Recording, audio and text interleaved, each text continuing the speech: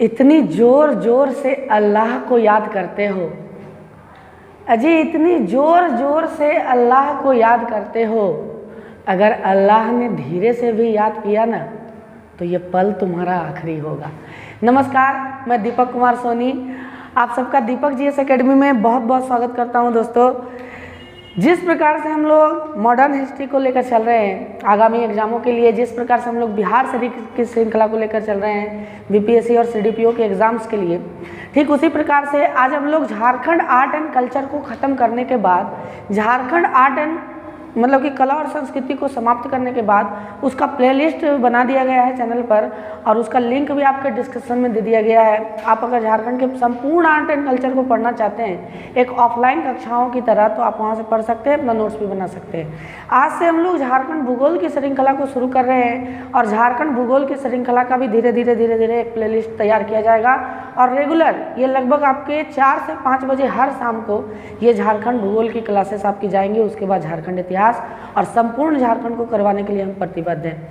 आज हम लोग झारखंड भूगोल की श्रृंखला में हम लोग जो चालू करने जा रहे हैं वो झारखंड का बेसिकली भौगोलिक परिचय चालू करने जा रहे हैं। भौगोलिक परिचय पहले पढ़ेंगे, झारखंड के बारे में थोड़ा जानेंगे हम, है ना। झारखंड के ज्योग्राफिकल स्ट्रक्चर के बारे में जानेंगे, एक तरह से भौगोलिक परिचय के बारे में जानेंगे, इंट्रोडक्शन यानी ज्योग्राफिकल इंट्रोडक्शन के बारे में जानेंगे, ठीक है। तो सबसे पहले अगर झारखंड की हम बात करें तो थोड़ा सा अगर इसको देखते हैं, हम ग्लोब पर देखते हैं, कई बार क्वेश्चंस भी पूछे गए यहाँ से कि झारखंड की अगर हम बात करें दोस्तों, तो झारखंड का जो आकार आपको दिखेगा वो लगभग चतुर्भुजाकार दिखेगा, यानी चतुर्भुज के आकार का झारखंड का जो है वो मानचित्र आपको दिखेगा। झारखंड का मानचित्र चतुर्भुजाकार। अगर हम बात करें कि विश्व मानचित्र पर झारखंड किस गोलार्ध में है, तो आप जानते हैं ये बेसिकली कि झारखंड भारत में है और भारत जो है वो विश्व मानचित्र के उत्तरी गोलार्ध में स्थित है। तो उस हिसाब से झारखंड जो है वो विश्व मानचित्र के उत्तरी गोलार्ध में ही स्थित है। उसके बाद अगर बात करें कि झारखंड भारत के किस दिशा में स्थित है, तो झारखंड बेसिकली भारत के पूर्वी दिशा में स्थित है। ये भी क्वेश्चन कई बार पूछे गए हैं, ठीक है। अब अगर हम झारखंड की बात करें तो झारखंड में कुल आपके 5 प्रमंडल मिलेंगे, वो हम संवैधानिक रूप से बताएंगे आपको जब संविधान पढ़ाएंगे। झारखंड का 5 प्रमंडल मिलेंगे। झारखंड में कुल 24 जिले हैं दोस्तों, जिन जिलों को यहाँ पर दर्शाया गया है आप देख सकते हैं। अगर हम झारखंड की बात करें, ठीक है, अगर हम झारखंड की बात करें तो झारखंड का जो अक्षांशीय विस्तार है यानी कि लैटिट्यूडनल रेंज जो है वो 21 डिग्री 58 मिनट 10 सेकेंड से लेकर 25 डिग्री 19 मिनट 15 सेकेंड उत्तरी अक्षांश में है दोस्तों, ठीक है। अगर हम देशांतरीय विस्तार की बात करें तो 83 डिग्री 19 मिनट 50 सेकेंड से लेकर 87 डिग्री 57 मिनट पूर्वी देशांतर में है। आप इसको बहुत अच्छा से याद रख सकते हैं, मिनट और सेकंड आपको याद करने की आवश्यकता नहीं है। आप 21 से 25 यहाँ 4 का गैप और 83 से 87 यहाँ 4 का गैप, दोनों में 4-4 का गैप है। इसी तरह से हम लोग भी याद किया करते थे, आप भी याद करें कि दोनों में 4-4 का गैप है। ये बड़ा कारगर होगा, लेकिन बहुत ज़्यादा क्लोज ऑप्शन दे दिया तो फिर दिक्कत हो सकता है आपको, लेकिन आज तक वैसा देखा नहीं गया है। दोनों में 4-4 का गैप है, 21 से 25 और 83 से 87। आप इस प्रकार से इसको याद कर सकते हैं, ठीक है। उसके बाद अगर हम बात करें झारखंड को लेकर के, तो झारखंड का निर्माण से अगर हम बात करें तो झारखंड के निर्माण 15 नवंबर 2000 को हुई थी। 15 नवंबर 2000 को झारखंड राज्य की स्थापना हुई। बिहार से अलग करके झारखंड को बनाया गया और लगभग झारखंड के बेसिकली बिहार से, क्योंकि बिहार से ही तो 2000 में अलग हुआ था, बिहार के दक्षिणी जिलों को काट करके यानी कि कुल 18 जिलों को काटा गया और बिहार के कुल 18 जिलों को काट करके बिहार के 46% भूभाग पर, यानी उस समय जो बिहार था संयुक्त बिहार, उसके 46% भूभाग पर झारखंड का निर्माण कर दिया गया और 54% जो है वो उस समय के बिहार का आज वर्तमान बिहार है। यानी 54% बिहार आज है और उसके 46% को काट करके, अगर पूरा बिहार होल को हम देखें तो उसके 46% को काट करके और झारखंड का निर्माण किया गया और इस प्रकार से हमारा झारखंड आलोक में आया दोस्तों सन 2000 में, है ना। उसके बाद अगर हम बात करें झारखंड को लेकर के, थोड़ा सा ध्यान देना है यहाँ पर कि देश के पूर्वी भाग में स्थित है, ये हम बता ही चुके। अगर झारखंड के उत्तर से दक्षिण तक की लंबाई की बात करें, ये क्वेश्चन में पूछा जाता है कि अगर झारखंड के उत्तर से दक्षिण तक की लंबाई की बात करें तो ये कुल लंबाई 380 किलोमीटर की है। उत्तर से दक्षिण तक की लंबाई 380 किलोमीटर। अगर हम बात करें पूर्व से पश्चिम तक की झारखंड की लंबाई, तो ये उत्तर से दक्षिण की अपेक्षा कुछ ज़्यादा है, यानी कि 463 किलोमीटर है दोस्तों। कितना किलोमीटर है? 463 किलोमीटर है ना। झारखंड के पूरब से पश्चिम तक की लंबाई 463 किलोमीटर, झारखंड के उत्तर से दक्षिण तक की लंबाई 380 किलोमीटर। आपको बेहतरीन तरीक़ा से इसको याद में रखना है, बहुत अच्छा से, क्योंकि क्वेश्चन यहाँ से पूछे जाते हैं। अब थोड़ा सा बात कर ले झारखंड की चौहद्दी को लेकर के। तो झारखंड राज्य जो है वो भारत के 5 राज्यों से अपनी सीमा साझा करता है। अब कौन कौन से हैं? जैसे चौहद्दी का अगर बात करें, हम मैप से समझेंगे इसको, ध्यान दीजिएगा आप कि यहाँ पर अगर हम बात करें कि झारखंड के पूर्व में पश्चिम बंगाल है, ठीक है। झारखंड के पूर्व में कौन सा राज्य है दोस्तों? पश्चिम बंगाल, ठीक है। झारखंड के दक्षिण में बात करें तो उड़ीसा है, OR। झारखंड के दक्षिण में उड़ीसा। झारखंड के उत्तर में बात करें तो बिहार, झारखंड के उत्तर में बिहार। और अगर हम झारखंड का बात करें, ध्यान से सुनिएगा, झारखंड के पश्चिम में, तो झारखंड के पश्चिम में 2 राज्य लगते हैं यहाँ से। एक तो राज्य हो गया आपका छत्तीसगढ़, CG, और दूसरा हो गया आपका उत्तर प्रदेश, जो 2 राज्य लगता है। और इस तरह से कुल मिला के झारखंड जो है वो भारत के 5 राज्यों के साथ अपनी सीमा साझा करता है। अब कभी कभी क्वेश्चन पूछ देता है यहाँ से, बड़ा ज़बरदस्त क्वेश्चन पूछता है यहाँ से, ध्यान दीजिएगा। जो लिखे हुए हैं वही सब चीज़ का चर्चा किया जा रहा है, क्योंकि ये नोट्स से निकाला गया और बहुत बेहतरीन है। ये JPSC स्तर से लेकर के JSSC स्तर तक बहुत बेहतरीन है दोस्तों। आप इसको पढ़ें और नोट्स बनाते चले अपना। ध्यान दीजिएगा यहाँ पर कि झारखंड के कौन कौन से जिले किस किस राज्य से लगते हैं, ये क्वेश्चन बहुत बार पूछा जाता है। आप आए, हम देखते हैं यहाँ पर कि अगर हम यहाँ से एक क्वेश्चन को याद करना चाहें तो झारखंड के लगभग 10-10 जिले यहाँ पर आप देख सकते हैं। झारखंड के लगभग 10-10 जिले 2 राज्यों से टच करते हैं। एक पश्चिम बंगाल से 10 जिला टच करता है और दूसरा बिहार से 10 जिला टच करता है। आइए देखते हैं कौन कौन से राज्य से कौन कौन सा झारखंड का जिला टच करता है दोस्तों। एक आप देखिएगा यहाँ पर कि बिहार से गढ़वा, पलामू, चतरा, हजारीबाग, कोडरमा, गिरिडीह, देवघर, दुमका, गोड्डा, साहेबगंज। अगर आप गिनती कीजिएगा तो 1 2 3 4 5 6 7 8 9 और एक तो यहाँ दुमका छूटा था 10, है ना। तो बिहार से लगभग 10 जिले लगते हैं झारखंड के।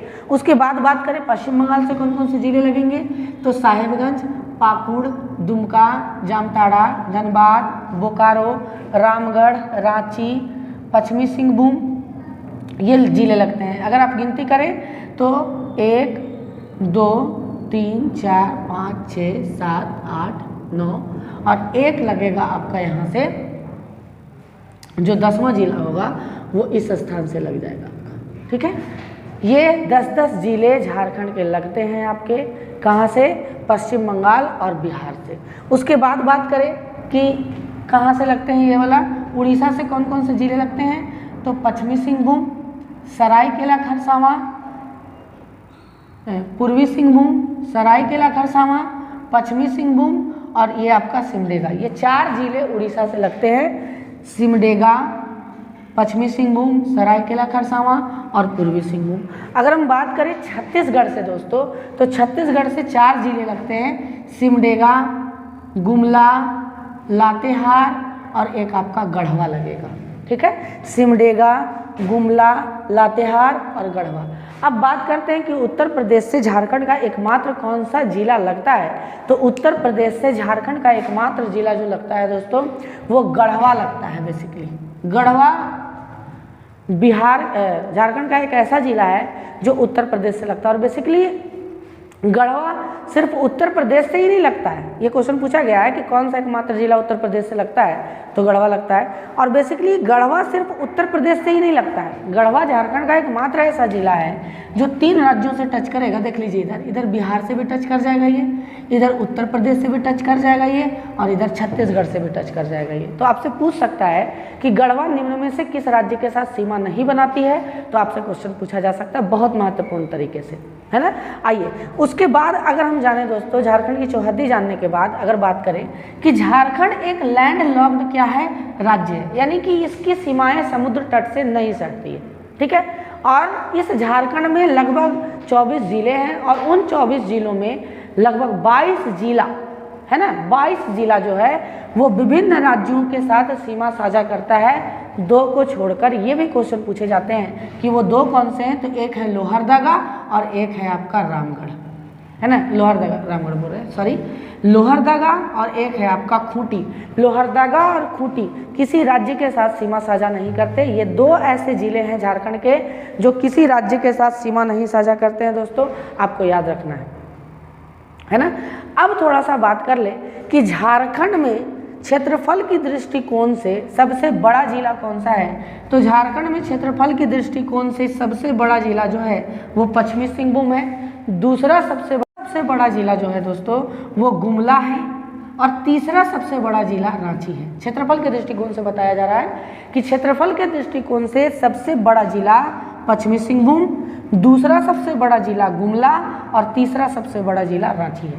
अगर हम बात करें कि क्षेत्रफल के दृष्टिकोण से सबसे न्यूनतम जिला कौन सा है, यानी कि सबसे कम क्षेत्रफल वाला जिला कौन सा है झारखंड में, तो सबसे कम क्षेत्रफल वाला जिला है आपका रामगढ़, नंबर 1 पर सबसे कम क्षेत्रफल वाला जिला। दूसरे नंबर पर आपका आता है लोहरदगा, और तीसरे नंबर पर आता है दोस्तों आपका पाकुड़, है ना। कि सबसे ज़्यादा कम क्षेत्रफल किसके पास है, तो रामगढ़ के पास, उसके बाद लोहरदगा के पास, और उसके बाद पाकुड़ के पास, है ना।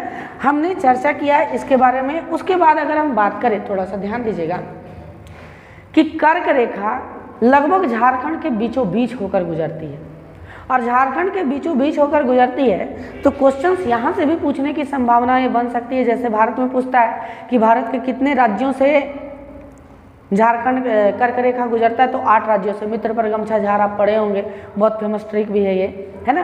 तो ध्यान दीजिएगा, यहाँ झारखंड से गुजरता है ये तो आप सभी को जानते हैं, लेकिन झारखंड के ये 5 जिलों से होकर गुजरता है कर्क रेखा दोस्तों।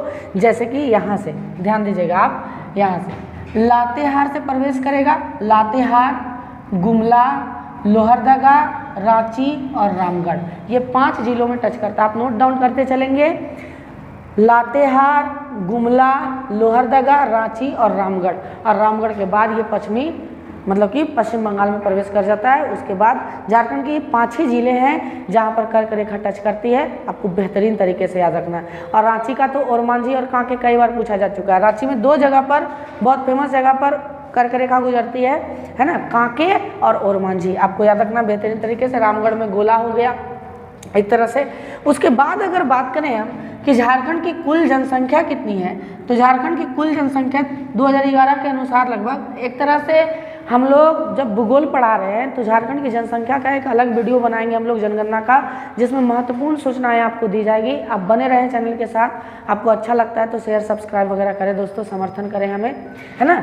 3,29,88,134 थी जनसंख्या 2011 के जनगणना के अनुसार, जो देश की कुल जनसंख्या का 2.72% थी।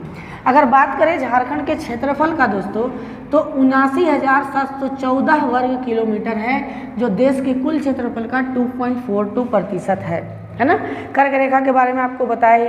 अब देखिए थोड़ा सा ध्यान देना है आपको कि झारखंड बेसिकली जो है वो 2 स्थलाकृतियों में बटा हुआ है, ठीक है। भूगर्भिक चट्टाना भी नहीं पढ़ा रहे हैं हम लोग झारखंड की, जब पढ़ाएंगे तो इसके बारे में विशेष चर्चा करेंगे। 2 स्थलाकृतियों में बटा हुआ है, एक संथाल परगना क्षेत्र और दूसरा है छोटा नागपुर का पठार।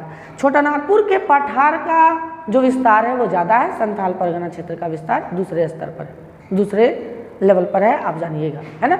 सबसे ज़्यादा झारखंड में छोटा नागपुर के विस्तार है, ठीक है, छोटा नागपुर का विस्तार है, और दूसरे स्थान पर आपका संथाल परगना क्षेत्र है। अब छोटा नागपुर क्षेत्र में जो ऊंचे स्थान पाए जाते हैं, या तो फिर सीधा सीधी बोलिए कि झारखंड क्षेत्र में जो ऊंचे स्थान पाए जाते हैं उसको पाट का क्षेत्र बोलते हैं, है ना, पाट का क्षेत्र।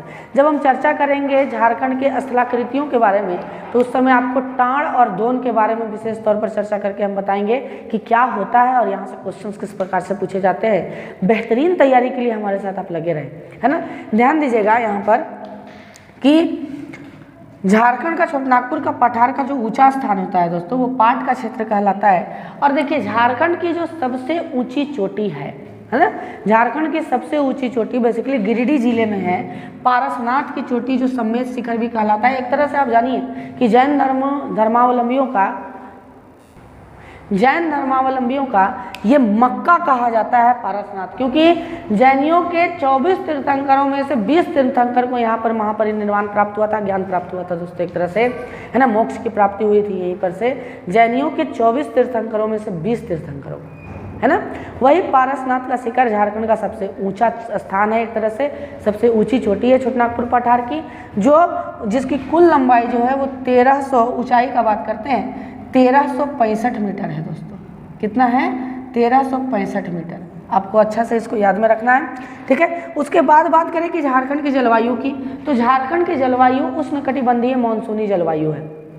ऐसे भी आप समझ सकते हैं कि पूरा का पूरा भारत उष्णकटिबंधीय मानसूनी जलवायु का क्षेत्र है। तो झारखंड भी किस प्रकार के जलवायु का क्षेत्र होगा?